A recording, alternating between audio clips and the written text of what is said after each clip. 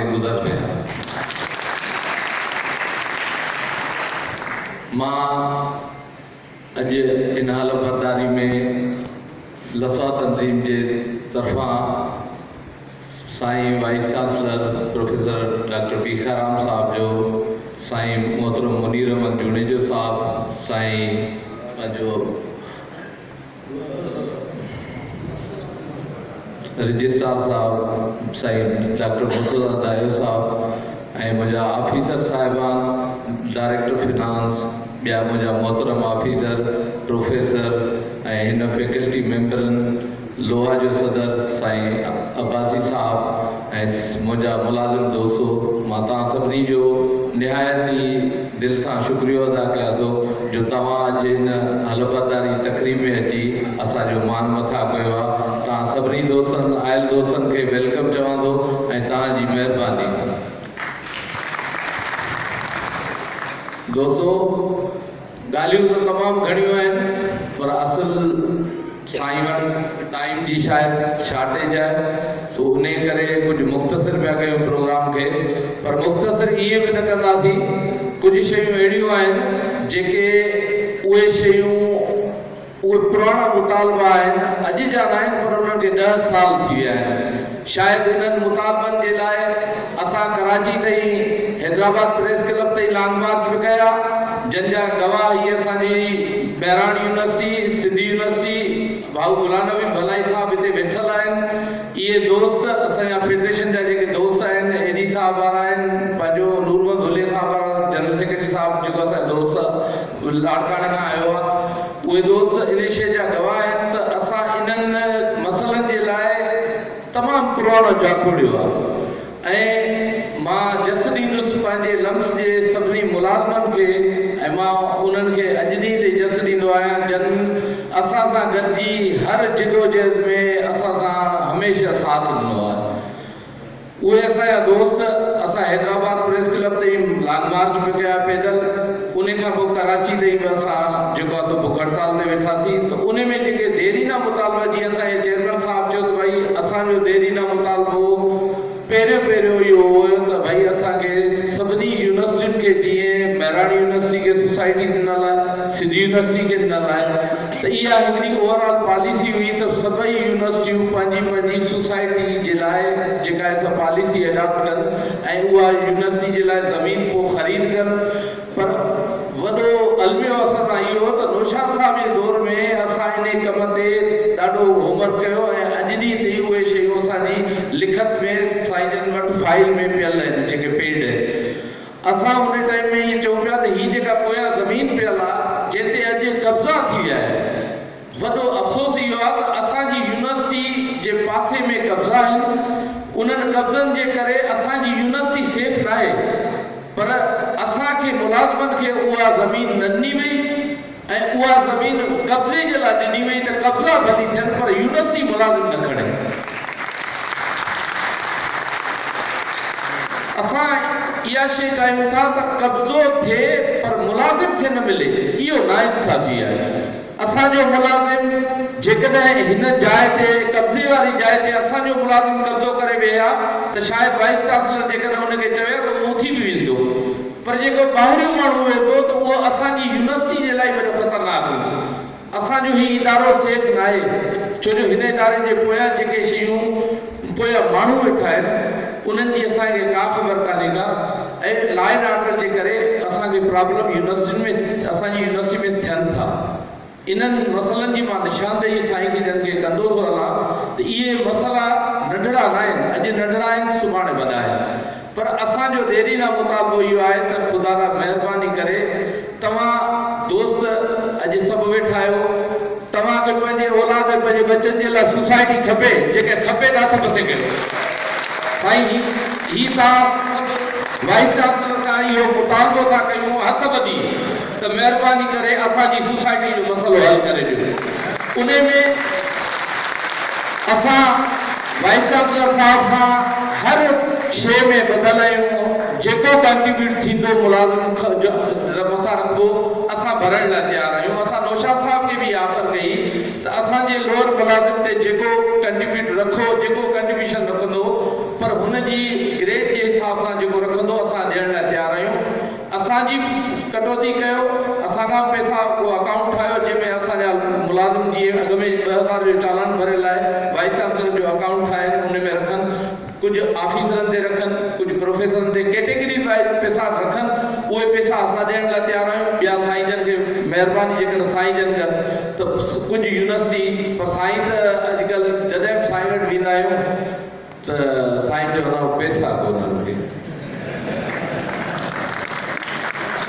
मां इहा शइ ॿुधी ऐं दिलि चवंदो आहे त मां पट ते वेही रहां, पर मजबूर आहियां, छा कयां, छो जो साईं हमेशह जॾहिं बि मां तक़रीबन साईं भीखाराम साहब खे माज़रत सां हथ ॿधी इहो अर्ज़ु थो कयां त गुस्ताखी माफ़, पर साईं चवंदो आहे त पैसा कोन्हनि के, पर असां चवंदा आहियूं त असां त पैसनि जे लाइ त असां अमीर आहियूं, असां त बादशाह आहियूं, छो जो असां कंगाल यूनिवर्सिटी न आहियूं।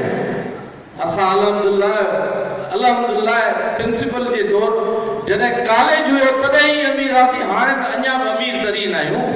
ग़रीब त उहे न, असांजा दिल्ली अमीर आहिनि। त असां इहा शइ चाहियूं था त असां साईं जन खां ॿियो कुझु नथा चऊं, पर असांजे बचनि जे अॼु जे लाइ महिरबानी करे असांखे सोसाइटी जे लाइ जेको मुतालबो आहे उन में असांजी मदद कनि।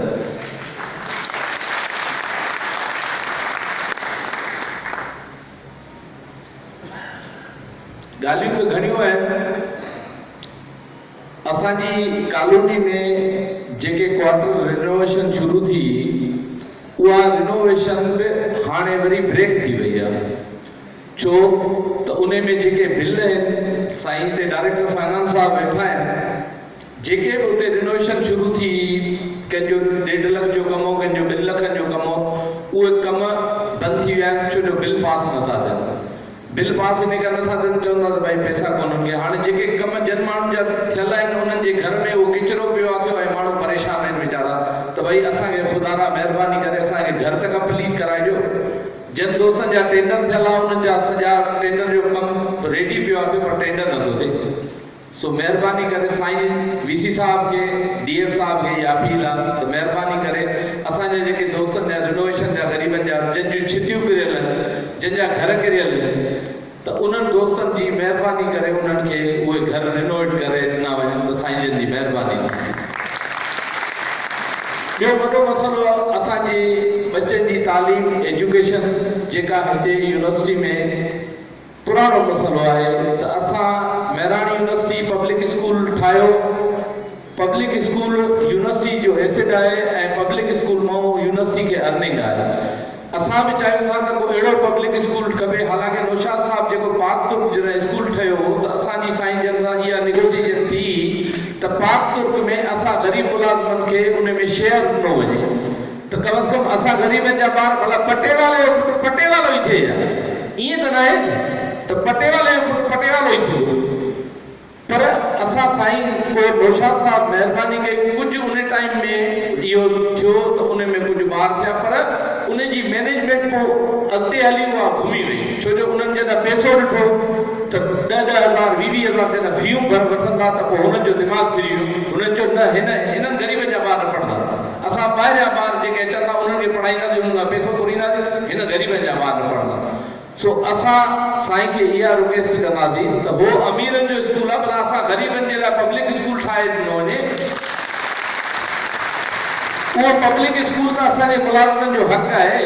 पब्लिक स्कूल त कम से कम असांजे मुलाज़िम जा बच्चा त हितां ॿार चढ़नि था बसुनि में त सुबुह जो पॉइंट में अहिड़ी हालत आहे जो लॻंदो आहे त किथे कॾहिं उहो ॿार किरी न पए, त अहिड़ी हालत आहे जो पॉइंट में जाइ न हूंदी आहे।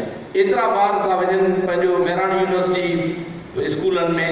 साईं जन खे अपील आहे त असांजी कॉलोनी में महिरबानी करे असांखे पब्लिक स्कूल ठाराइणो वञे त सभिनी मुलाज़िमनि खे जीअं उन में सहूलियत थिए ऐं सभिनी जा बच्चा पढ़ंदा त तव्हांखे दुआ कंदा। अर्ज़ी आहे त चार्टर ऑफ डिमांड जेको असां ठाहियो आहे उन में नंबर 1 आहे साईं जन खे लम्स मुलाज़िमनि जे लाइ रहाइश हाउसिंग सोसाइटी जे क़याम जी मंज़ूरी जो मसइलो हल कयो वञे, जेको मूं हाणे तव्हांखे तव्हां सां इन ॻाल्हि ते गुफ़्तगू कई। नंबर वियो आहे लफ्ज़ मुलाज़मनि जे औलाद खे पब्लिक स्कूल ठाराइण में जेको हाणे मूं अर्ज़ु पेश कयो। लफ्ज़ जे 1 खां 16 ग्रेड जे मुलाज़मनि जे लाइ हेल्थ इंश्योरेंस पॉलिसी में लिमिट वधाए उनखे आसान बणायो वञे। इहो असांजो पुराणो मसइलो आहे।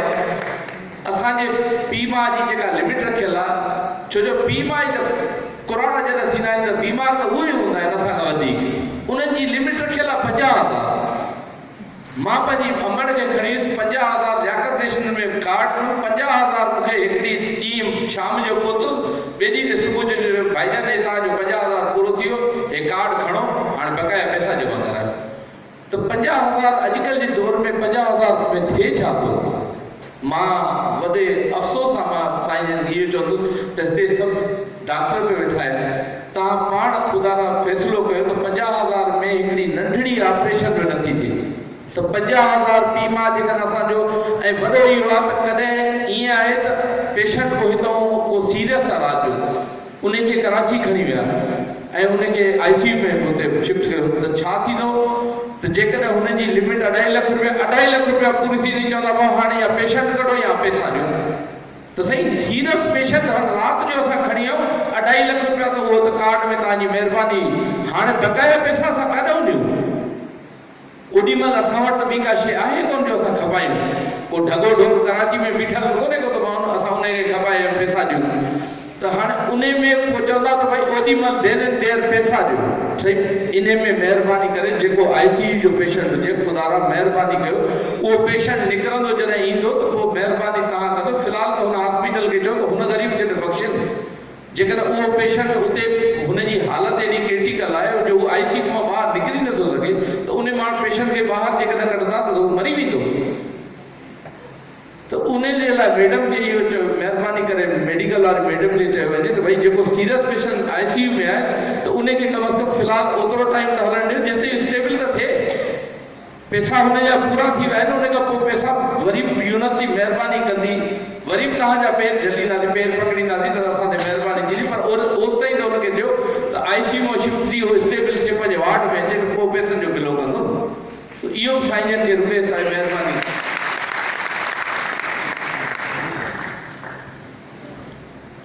लम्स मुलाज़मनि जी लेबॉर्ट्री जी टेस्टूं मुकमिल फ्री करण जे लाइ महिरबानी कई वई।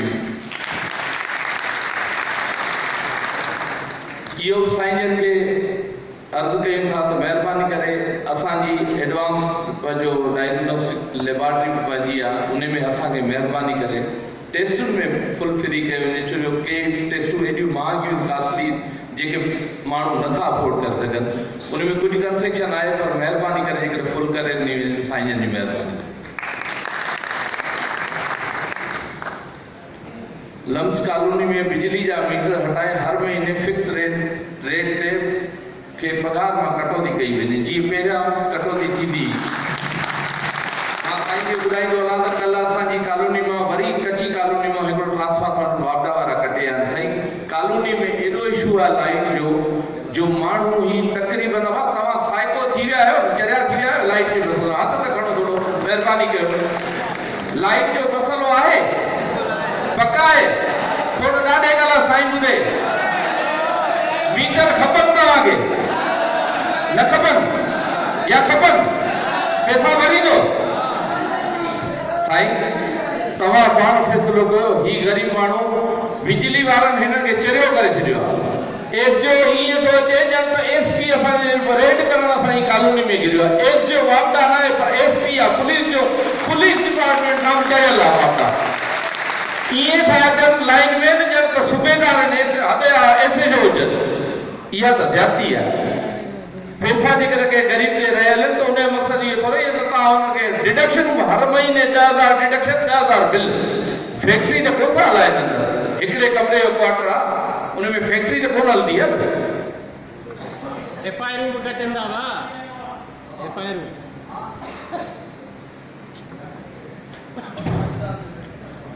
लम्स जे 16 ग्रेड जे मुलाज़िमनि खे 4 साल जी पीरियड मुकमल करण बाद 17 ग्रेड में टाइम पे स्केल ऐं प्रमोशन ॾिनो वञे।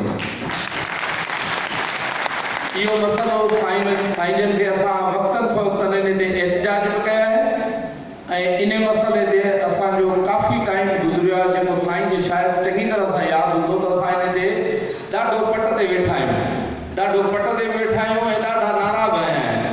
सो साईं जन खे हाणे हथ ॿधी अर्ज़ु था कयूं त महिरबानी करे इन 16 ग्रेड वारे मसइले खे इन ग़रीबनि खे सतरो करे ॾियो, महिरबानी कयो। लम्स जे टेक्निकल पोस्टुनि ते कमु कंदड़ मुलाज़िमनि, lab attendant, lab assistant, electrician, peon, lab technician, store keeper, दारोगा, डेटा एंट्री ऑपरेटर ऐं ॿियनि पोस्टुनि ते डीपीसी में रेगुलर प्रमोशन ॾियारिया वञनि। Number 8 assistant accounts officer, medical technologist ऐं कंप्यूटर प्रोग्रामर जी पोस्ट ते 16 ग्रेड मां 17 ग्रेड में अपग्रेड करायो वञे, जीअं ॿियनि यूनिवर्सिटियुनि में अपग्रेड थियल आहिनि। इहे पोस्टूं ॿियनि यूनिवर्सिटियुनि में पोस्टूं असांजे कोड बुक में बि इहे पोस्टूं 17 जूं आहिनि, पर असांजे कोड बुक में जेके पोस्टूं 17 जूं आहिनि, महिरबानी करे उन्हनि खे 17 त उन्हनि जो हक़ आहे, हीअ त असां हिन में मुतालबो लिखियो आहे, पर कोड बुक में इहा पोस्ट 17 जूं आहिनि, टेक्नोलॉजिस्ट 17 जी पोस्ट आहे। त साईं खे इहा अर्ज़ु आहे त महिरबानी करे जेके 17 जूं पोस्टूं कोड बुक में लिखियल आहिनि, उन्हनि खे 17 ॾिनो वञे, त साईं जी महिरबानी कई।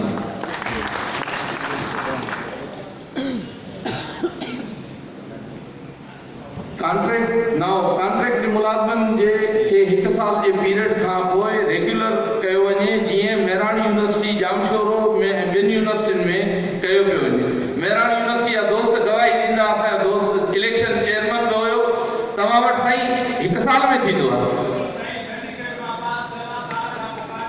साईं, इहा गवाही असां साईं जन खे ॾियारी आहे। हाणे साईं जन खे हथ महिरबानी करे इहो जेके ग़रीब 3 सालनि वारा इहो महिरबानी करे असांखे साल जे अंदरि कराए ॾिनो आहे, साईं जन जी महिरबानी थिए।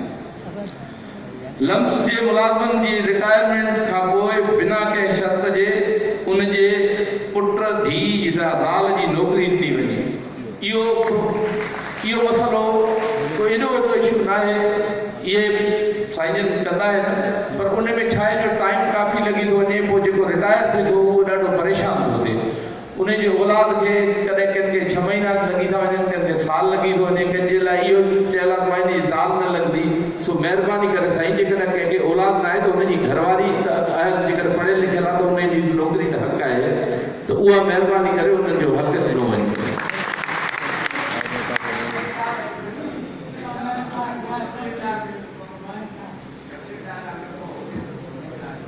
जबरी रिटायर माना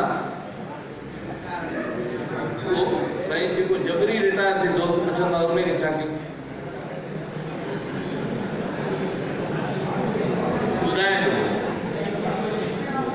लम्स जे 1 खां 16 ग्रेड जे मुलाज़िमनि जे औलाद लाइ MBBS, BDS, physiotherapy, D pharmacy, nursing, IPT ऐं ॿियनि कोर्सनि में दाख़िला जी कोटा रखी वेंदी। नंबर 12 लम्स जे मुलाज़िमनि खे 1 ग्रेड लम्स मुलाज़िमनि खे 1 ग्रेड खां 16 ग्रेड ताईं आसान किस्तुनि में कर्ज़ बग़ैर कंहिं व्याज जे ॾिनो वञे त महिरबानी थींदी। इहो मुतालबो डायरेक्टर फिनांस साहब खे आहे त महिरबानी करे इन मसइले ते थोरी नज़रसानी करे त असांजे ग़रीब मुलाज़िमनि जो मजबूरी में भलो थिए। लम्स कॉलोनी में ज़बून क्वार्टरनि, बंगलनि, गलियुनि ऐं सेवरेज निज़ाम जी जल्द रिपेयर कराई ॾिनी वञे। नंबर 14 लम्स कॉलोनी में यूनिवर्सिटी तरफ़ां इमरजेंसी डिस्पेंसरी क़ाइमु कई वञे।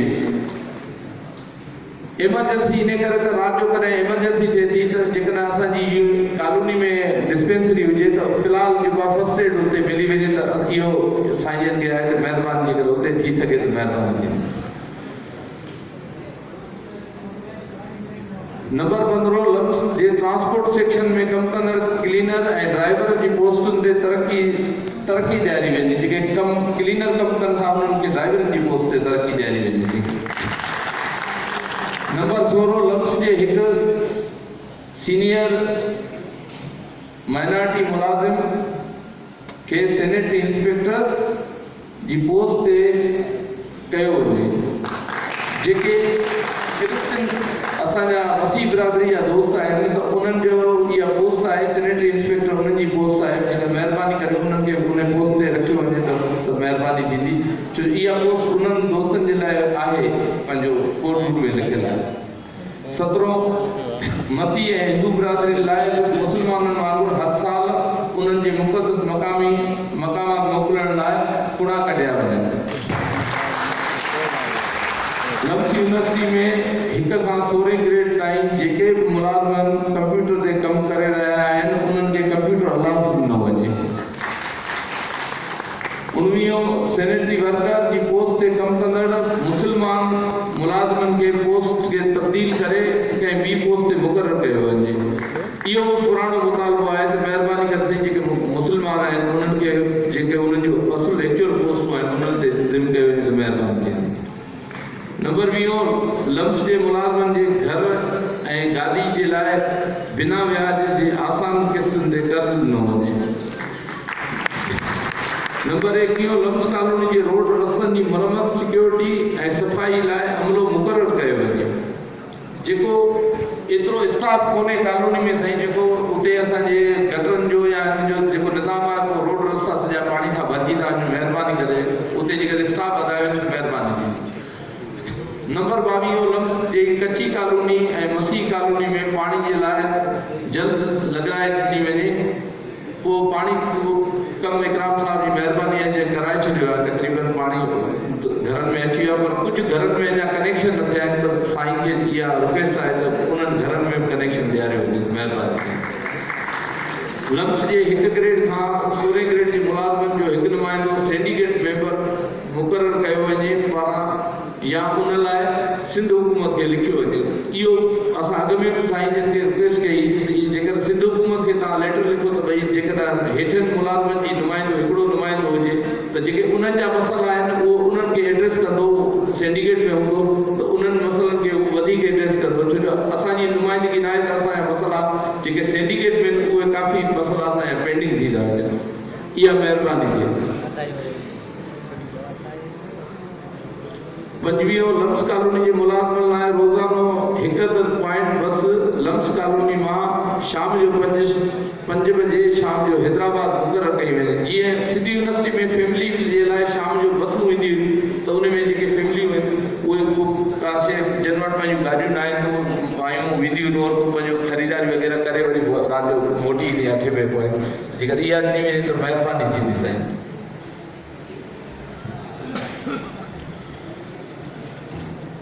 25 लम्स कॉलोनी 26 मेडिकल टेक्नीशियन जी पोस्ट खे ग्रेड 15 मां 16 ग्रेड में अपग्रेड कयो वञे।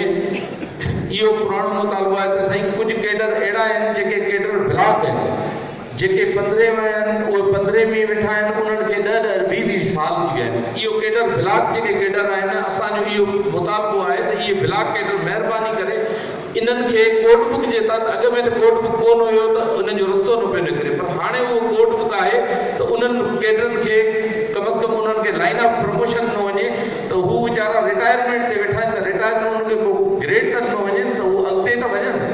जो रिटायरमेंट के त सिफ़ा ॾींहं रिटायर वेठा आहिनि त इहा महिरबानी करे जेकॾहिं उन्हनि खे लाइन ऑफ प्रमोशन न वञे जेके ब्लॉक पोस्टूं आहिनि त उन्हनि साईं जी महिरबानी थींदी।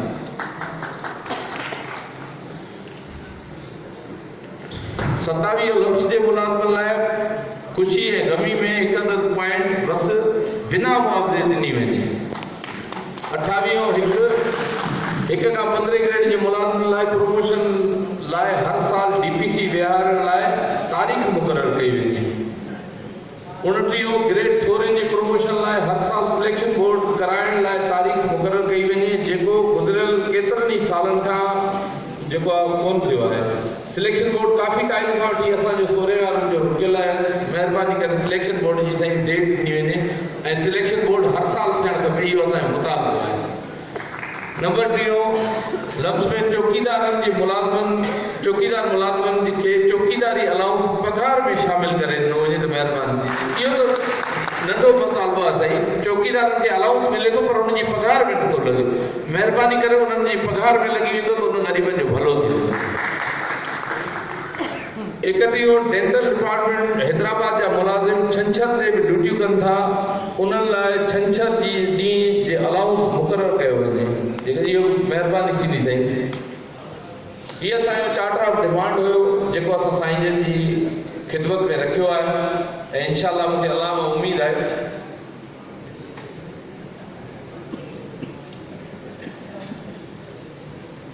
असां साईं जन खे हिकिड़ी रिक्वेस्ट कंदासीं त असांजो दोस्त आहे साईं सैयद एजाज़ अली शाह, उनजे पुटु पहिरीं पोज़ीशन खई आहे, उनजी माली मदद कई वञे, छो जो उनजो पुटु ॾाढो होशियारु आहे पर साईं वीचारो पंहिंजो मुलाज़िम ग़रीब मुलाज़िम आहे। असां इहा रिक्वेस्ट कंदासीं त डी सी साहिबु उन्हनि जी माना माली मदद करे ऐं असांजी साईं खे रिक्वेस्ट आहे त हुनजी ग़रीब जी हेल्प करे ऐं अॻिते बि हुननि जो जेतिरो थी सघे त हुननि जी मदद करे। तव्हां सभिनी दोस्तनि जी महिरबानी, तव्हां सभु दोस्त आयो, तव्हां सभिनी दोस्तनि खे जस आहे, जेके असांजा फेडरेशन जा दोस्त आया आहिनि ॿाहिरियुनि यूनिवर्सिटियुनि जा, मां सभिनी जो शुक्रिया अदा थो कयां, मां सभिनी दोस्तनि जो शुक्रगुज़ार आहियां। अलाह ताला सभिनी खे आबाद कंदो, इंशा अल्लाह ताला वरी गॾु हूंदासीं। जीअं पोरियत जीअं लतीफ़।